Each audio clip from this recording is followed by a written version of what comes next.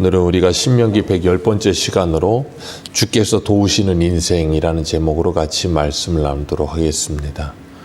모세가 르우벤을 축복하는데 죽지 아니하고 살기 원하며 그 사람의 수가 적지 아니하기를 원하나이다 하고 축복하고 있습니다.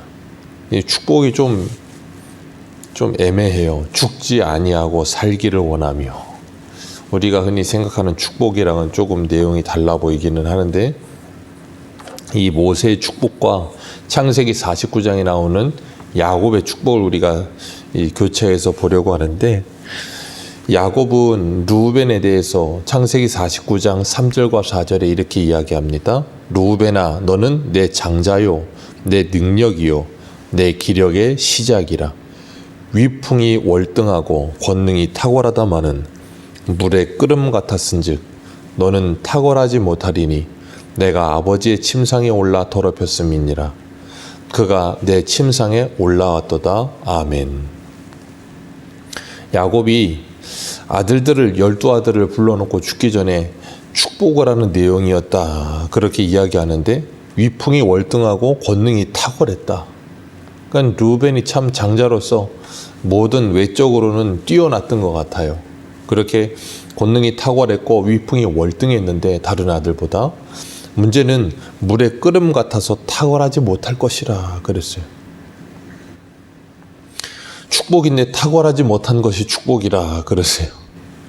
물의 끓음 같아서 자기의 정력을 제어하지 못하고 아비의 첩이었던 빌하를 통간하여서 아비의 침대를 더럽히는 그런 말도 안 되는 죄를 저지르죠. 르우벤은 탁월하지 못할 것이라, 으뜸되지 못할 것이라 그러셨는데, 르우벤만 그런 것이 아니라 오늘을 살고 있는 우리들도 르우벤처럼 물의 끓음같이 너무나도 쉽게 우리의 육체의 소욕에 이끌릴 때가 있습니다. 성령의 소욕을 따라 살아야 될 성도가 육체의 소욕을 따라 살며 우리의 욕망의 노예가 되기도 하고, 정욕대로 물의 끓음과 같이 분노와 혈기와 그리고 우리의 자존심이 폭발할 때가 있어요. 하나님은 사람의 성내는 것이 하나님의 의를 이루지 못한다라고 말씀하셨어요. 물의 끓음같이 우리가 분노하고, 물의 끓음과 같이 우리가 혈기를 내고, 물의 끓음과 같이 우리들이 우리의 속사람이 우리 안에서 계속해서 들끓게 될 때, 우리는 르우벤과 같이 위풍이 월등하고 권능이 탁월할 수는 있지만 그것이 오히려 독이 될 수 있다는 거예요. 은사가 많은 사람들이 그런 어리석음을 행할 때가 참 많아요. 다윗의 아들이었던 압살롬이라고 하는 사람은 머리끝부터 발끝까지 흠이 없을 만큼 아름다운 아들이었어요. 그런데 그 재능이 뛰어났고 그 위풍이 월등하고 권능이 탁월했던 그 압살롬이 그 재능을 가지고 자신의 아버지를 대항하여서 반역을 일으키는 일을 일으킵니다. 자신의 그 뛰어난 재능을 컨트롤하지 못하고 물의 끓음과 같이 제멋대로 하다가 인생을 망치는 거죠. 르우벤은 장자의 축복을 빼앗겨서 그의 육적인 장자의 축복권은, 물질적인 장자권은 요셉에게로 넘어가고, 그의 영적인 장자권은 유다에게로 넘어가게 됩니다. 아버지의 권위를 무너뜨렸고, 성경은 하나님의 택한 백성들의 그런 안타까운 모습을 우리에게 보여주시면서 야곱이 그 아들 첫째를 거의 저주하다시피 이야기하고, 모세도 이 르우벤에 대해서는 죽지 아니하고 살기를 원하며 그 사람의 수가 적지 아니하기를 원하나이다 라고 이야기하지만, 이 모든 것이 그냥 이렇게 안타까운 모습으로, 마치 저주와 같은 모습으로 끝나지 않게 하시고, 르우벤에게도 하나님께서 그 길을 열어주셨다는 거예요. 죽지 않고 살게 될 것이라 그렇게 말씀하시는 거예요.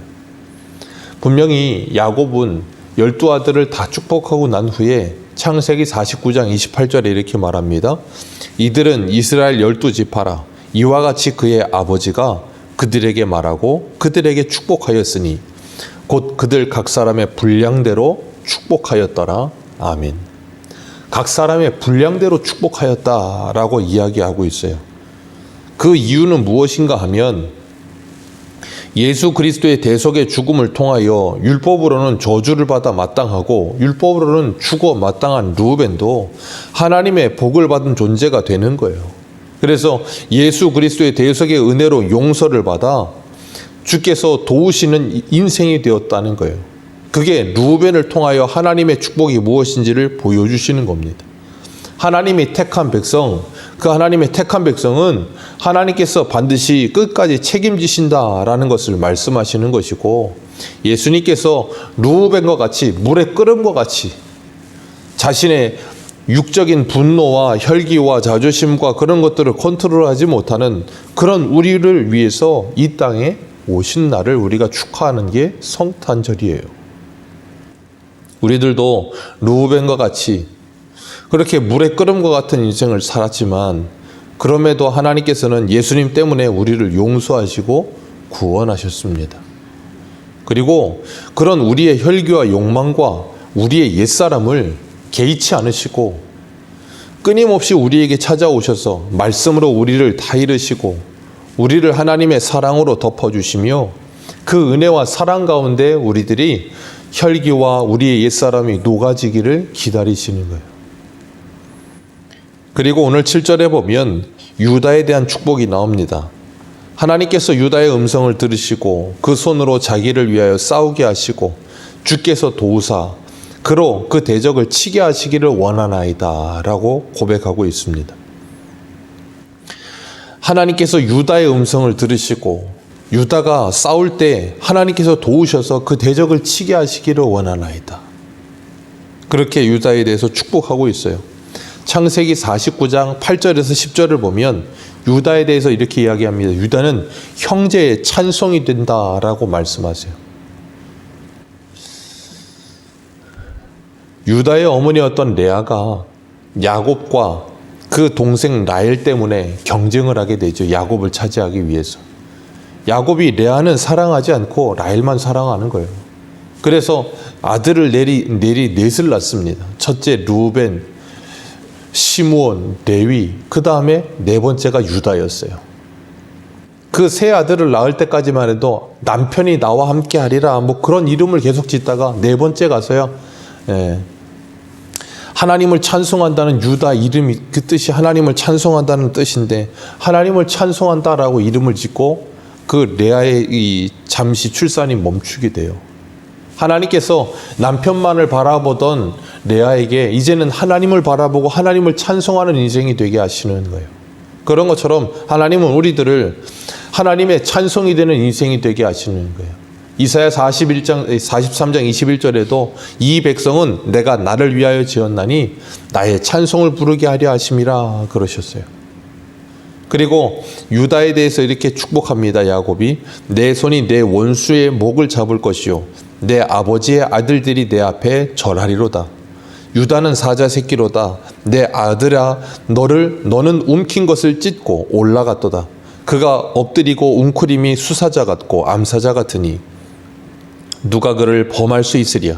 그 규가 유다를 떠나지 아니하고 통치자의 지팡이가 그 발 사이에서 떠나지 아니하기를 실로가 오기까지 이르리니 그에게 모든 백성이 복종하리로다. 아멘.